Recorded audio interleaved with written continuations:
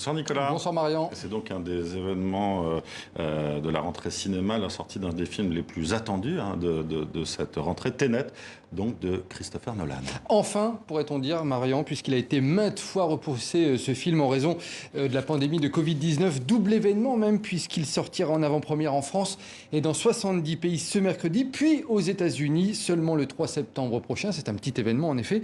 Un film d'espionnage renversant, tourné quasiment à l'ancienne avec très peu d'effets spéciaux et qui devrait faire le bonheur des cinéphiles, mais aussi des exploitants des salles de cinéma qui espèrent un peu sauver leur saison grâce à cette super production. C'est ce que nous explique Pascal Deschamps. Je n'ai qu'un mot à vous donner. C'est sans aucun doute la grosse production la plus attendue de l'année. Tenet. Il vous ouvrira les bonnes portes. Par le public. Et parfois aussi les mauvaises. Comme par le monde du cinéma. Mais contrairement aux apparences... Vous n'avez pas choisi le bon métier. Ce n'est pas une grosse production comme les autres. Un titre en forme de palindrome qui peut se lire dans les deux sens. C'est passé quoi ici? Une bande-annonce énigmatique. Nous essayons d'éviter la Troisième Guerre mondiale. Je ne vois pas d'apocalypse là. Non. Pire que ça. Voyage temporel. Non. Inversion. Mais surtout, le nom du réalisateur, Christopher Nolan.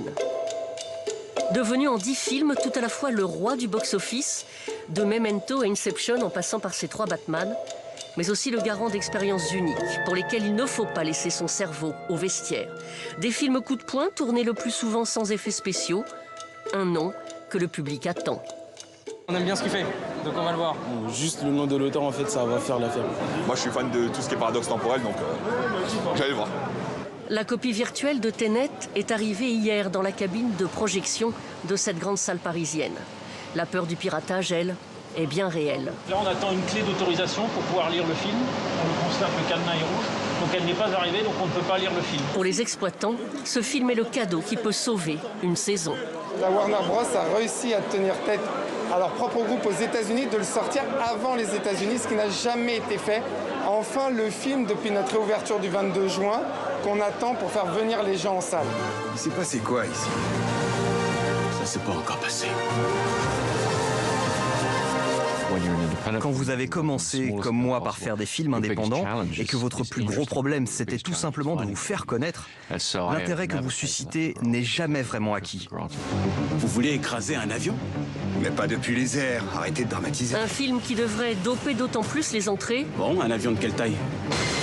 que pour, comme certains de ses précédents, Ce point-là est légèrement dramatique. il vous faudra le voir 2 fois pour en apprécier toutes les facettes.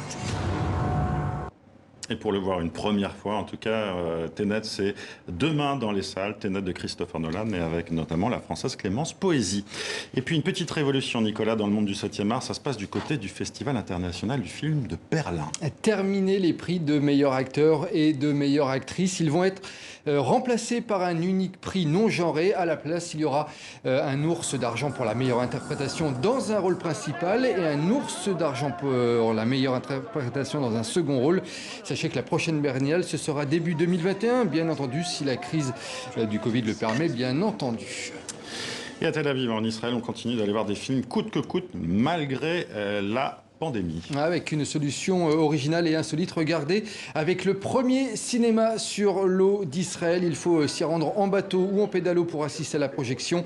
Parfait pour respecter les règles dites de distanciation physique en pleine pandémie. Voilà, pas certain en revanche qu'il passe Titanic. Non, ce serait pas une bonne idée, Nicolas. En tout cas, ça donne bien, C'est pas mal. envie. Merci, Nicolas. Merci, à demain.